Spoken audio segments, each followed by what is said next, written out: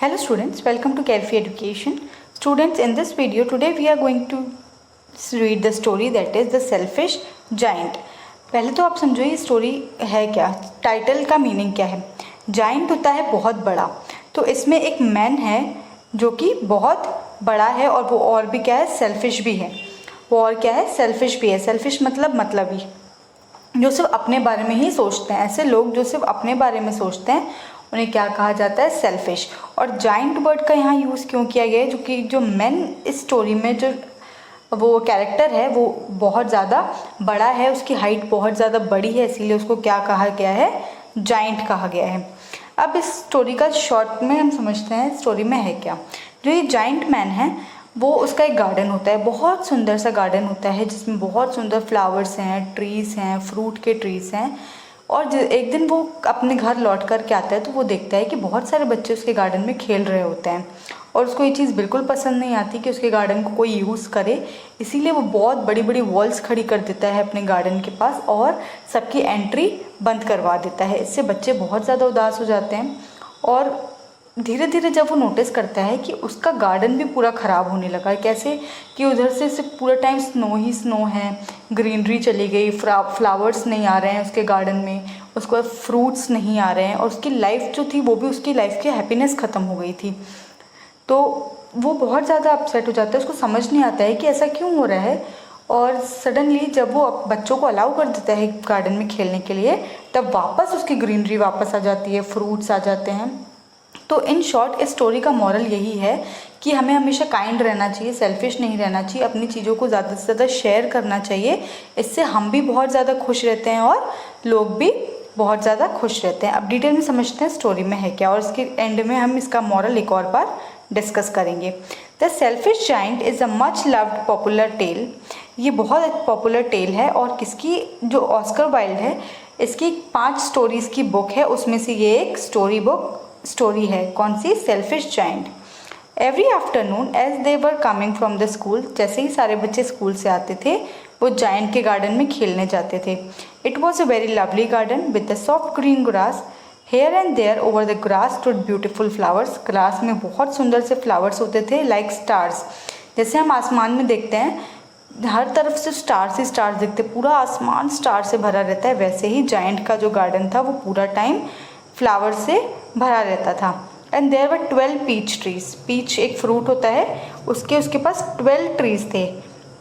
That in the spring time broke out in the delicate blossom of pink and pearl and in the autumn bore rich fruit. वो क्या होता था, spring time, जब spring time होता था तब उसमें सिर्फ फ्लावर्स लगते थे, पिंक और पर्ल, ऐसे लगता था मोती जैसे फ्लावर लग रहे हैं।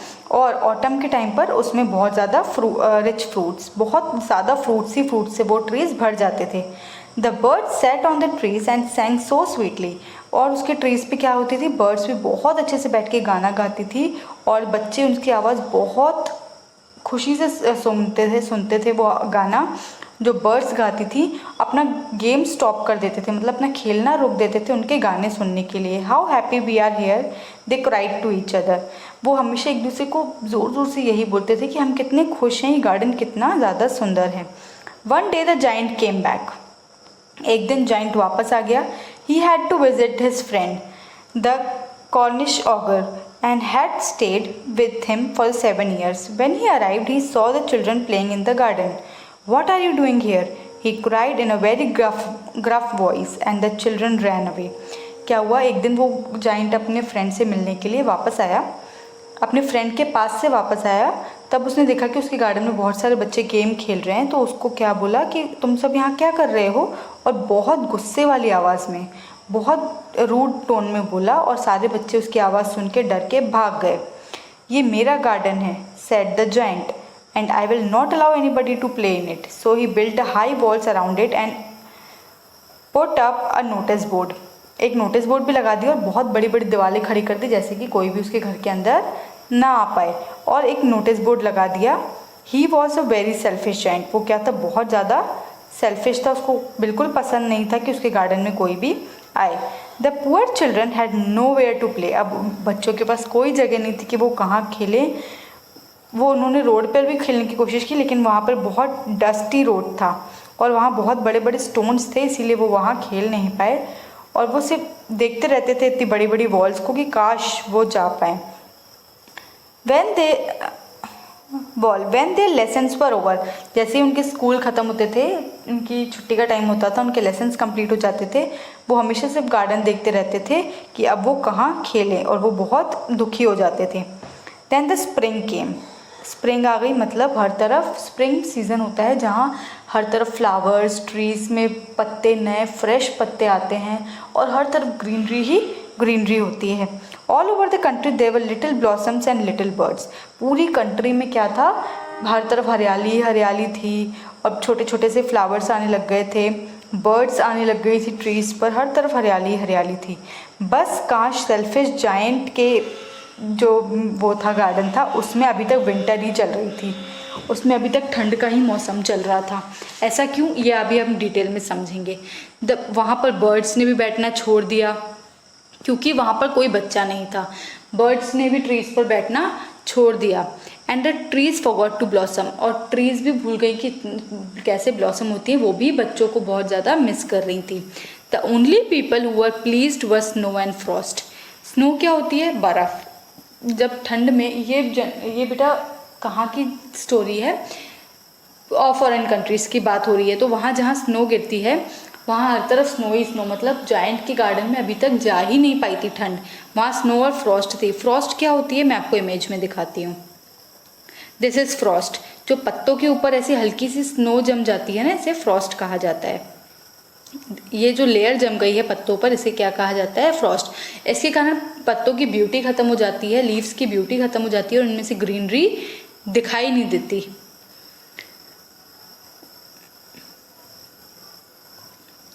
Spring has forgotten, spring season भूल गई है रास्ता किसका, गार्डन का। They cried so we will live here all around. Spring तो स्नो और फ्रॉस्ट, स्नो और फ्रॉस्ट इसमें उसको पर्सोनिफिकेशन बताया गया है कि स्नो और फ्रॉस्ट आपस में बात कर रहे हैं। इसमें पर्सोनिफिकेशन बेटा अगर आपको ये नहीं पता है राइमिंग स्कीम तो फिर ये पोएटिक डिवाइस, तो ये आप जाकर के मेरा वीडियो चेक कर सकते हैं, इसमें मैंने बहुत डिटेल में सारे डिवाइसेस समझाए हुए हैं। जो पर्सोनिफिकेशन है इसमें स्नो और फ्रॉस्ट है कि अरे अभी तो जायंट के गार्डन में स्प्रिंग सीजन आया भी नहीं है, चलो हम ही लोग यहाँ रह लेते हैं। कौन लोग, snow and Frost. The snow covered up the grass with the great white clock and the frost painted all the tree silver. अभी मैंने आपको एक इमेज दिखाई तो वो सिल्वर टच दे रहा है ना, तो वैसे ही वो बताया गया कि फ्रोस्ट ने क्या किया, ट्रीज़ को पूरा तरीके से सिल्वर कर दिया और स्नो ने सब जगह अपने आप को कवर कर दिया। There were invited the north wind to stay with them. North wind मतलब ठंडी हवाओं को भी इन्वाइट कर दिया किसने, स्नो और फ्रॉस्ट ने, कि जायंट के गार्डन में रहो। He was wrapped in furs and he rode all the day about the garden. He कौन है यहाँ पे, सेल्फिश जायंट। सेल्फिश जायंट ने क्या किया, इतनी ठंड हो रही थी उसके गार्डन में कि वो सारा दिन फर में हमेशा जैकेट ही पहन के रखता था और हमेशा गुस्सा करता रहता था अपने गार्डन को देख करके। और चिमनी मतलब क्या होती है, आग जलाता था अपने घर पे कि उसको कहीं ना कहीं थोड़ी सी हीट मिले। This is delightful spot he said, we must ask hail for a visit. फिर स्नो और फ्रॉस्ट ने और क्या बोला कि अब हमें हेल को भी बुला लेना चाहिए। हेल मतलब स्नो बॉल्स, छोटे छोटे बॉल्स को, या स्नोफॉल होती है ना, उसको भी इनवाइट कर लेना चाहिए। So the hail came every day for 3 hours he rattled on the roof of the castle till he broke most of the slates and then he ran around and around the garden as fast as he could go. तो selfish giant क्या करता था, रोज़ अपनी दीवारें ठोकता था कि जो ice की स्लेट्स बन गई हैं, जो बर्फ़ की परत बन गई है, वो कहीं ना कहीं गिरे और उसको कहीं ना कहीं थोड़ी गर्मी महसूस हो। बेटा ये पैराग्राफ थोड़ा सा कॉम्प्लिकेटेड है, इसलिए इसको मैं शॉर्ट में और समझा देती हूँ। इसमें स्नो और फ्रॉस्ट को पर्सोनिफिकेशन की तरह दिखाया गया, एक पर्सन की तरह दिखाया गया है जो ये इमेजिन कर रहे हैं कि जायंट के गार्डन में तो स्प्रिंग आई नहीं है, स्प्रिंग सीजन आया नहीं है, तो कहीं हम मतलब स्नो और फ्रॉस्ट, बर्फ़ और फ्रॉस्ट मैंने अभी आपको दिखाया जो पत्तों के ऊपर लेयर जम गई है, ये दोनों आपस में बात करते हैं कि अरे ये जायंट के गार्डन में तो आई नहीं है स्प्रिंग, तो चलो हम ही लोग यहाँ पर रह लेते हैं। तो स्नो क्या करती है, उसकी पूरी ग्रास को कवर, बर्फ़ से अपने आप को कवर कर देती है और फ्रॉस्ट पत्तों को पूरा सिल्वर कर देती है। और वो हेल को भी इनवाइट करते हैं, अपने मतलब स्नोफॉल को भी इनवाइट करते हैं कि आओ जायंट का गार्डन में आ जाओ। समझ में आया? इसको एक पर्सन की तरह दिखाया गया, स्नो और फ्रॉस्ट को। आई कैन नॉट अंडरस्टैंड, आई यहाँ कौन है? जाइंट, जो ये जाइंट मैन है, वो समझ नहीं पा रहा है कि इस बार स्प्रिंग आने में लेट क्यों हो गया है। वो अपनी गार्डन विंडो के पास बैठा हुआ है, गार्डन की तरफ देख रहा है कि पूरा गार्डन वाइट है और मेरे यहाँ पर ठंड का सीज़न गया क्यों नहीं है। मैं उम्मीद करता हूँ कि ये चेंज जल्दी ही आएगा। But the spring never came, पर स्प्रिंग सीज़न कभी उसके सीज़न में आया ही नहीं, उसके गार्डन में आया ही नहीं। Nor the summer the autumn gave golden fruit to every garden, और ऑटम के सीज़न, चलो स्प्रिंग सीज़न तो गया, समर भी गया, और ऑटम सीज़न आ गया जब फ्रूट्स आते हैं उस पर ट्रीज़ पर, तो फ्रूट्स भी नहीं आए और सबके गार्डन में आ रहे हैं, लेकिन मेरे गार्डन में क्यों नहीं आ रहे हैं। But to the giant garden gave none, giant के गार्डन में एक भी फ्रूट नहीं था। He is too selfish she said, so it was always winter there. किसने बोला? स्नो और फ्रॉस्ट ने, कि वो बहुत सेल्फिश है, वो हमेशा सिर्फ अपने बारे में सोचता है, दूसरों के बारे में इतना नहीं सोचता, दूसरों का अच्छा नहीं सोचता है, इसीलिए इसके गार्डन में सिर्फ क्या है? विंटर ही विंटर है। One morning the giant was lying awake in the bed when he heard some lovely music. अपने बेड पर वो लेटा हुआ था, जब उसने आवाज़ सुनी बहुत अच्छी म्यूज़िक की, तो उसको क्या लगा कि किंग के म्यूजिशियन होंगे, जो किंग है, राजा है, उसके कोई सिंगर होंगे, म्यूजिशियन होंगे जो यहाँ से पास हो रहे होंगे, उसकी आवाज़ थी। फिर वो थोड़ी देर में उठ कर के अपनी विंडो के सामने झांकने लगा, तब उसने देखा कि ये तो बर्ड्स हैं जो गाना गा रही हैं, और it seem to be the most beautiful music in the world. वो इतना ज़्यादा खुश हो गया कि अरे वाह, मेरे गार्डन में फाइनली कौन आ गया? बर्ड्स आ गई। Then the hail stop dancing, hail मतलब स्नोफॉल बंद हो गई। And north wind ceased roaring, मतलब नॉर्थ विंड मतलब ठंडी हवाओं ने भी आना बंद कर दिया। And delicious perfume came to him through the open casement, open casement मतलब विंडो से बहुत अच्छी अच्छी हवा, ठंडी गरम गरम हवा भी आने लग गई और खुशबू भी आने लग गई। अब I believe the spring has come, तब जाइंट ने सोचा अरे फाइनली मेरे गार्डन में स्प्रिंग आ गई। And he jumped out of the bed and looked, he saw a most beautiful wonderful sight through a little hole in the wall and the children had crept in. क्या हुआ? बच्चों ने छोटे से whole से jump करके garden में आ गए थे, और उसके गार्डन में आने से क्या हो गया? पूरा गार्डन वापस से खिल गया पूरा, और सारे पत्तों पे, सारे पेड़ों पे पत्ते आ गए, स्नो चली गई, फ्रॉस्ट चली गई, बर्ड्स वापस से गाने गाना लग गई।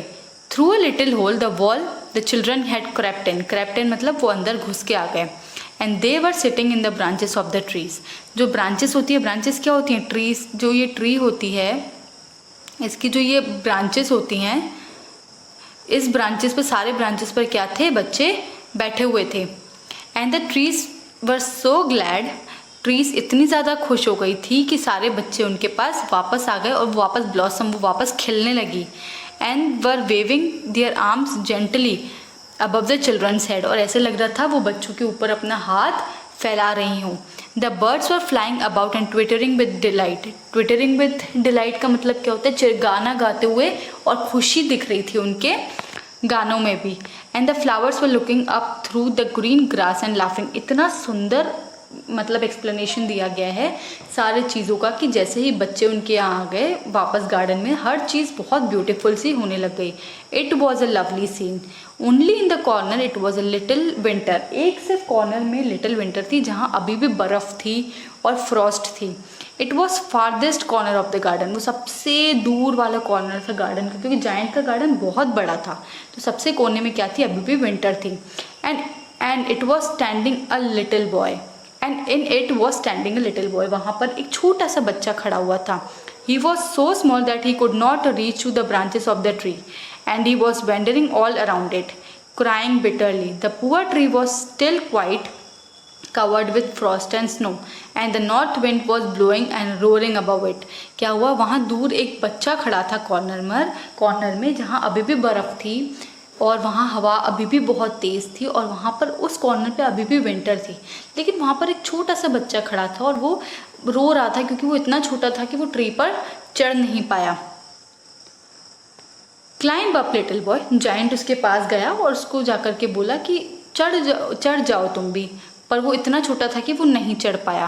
फिर जायंट का हार्ट मेल्ट हुआ, उसने उसको उठाया और उसको बोला कि how selfish I have been, मैं कितना सेल्फिश था, मैं कितना अपने बारे में ही सोचता था, और अब मुझे समझ में आ गया है कि मेरे गार्डन में स्प्रिंग क्यों नहीं आ रही थी, क्योंकि मैंने कभी बच्चों को रोक के रखा, मैंने बच्चों को यहाँ आने नहीं दिया, और यही बच्चे जो हैं मेरे गार्डन के सबसे सुंदर फ्लावर हैं।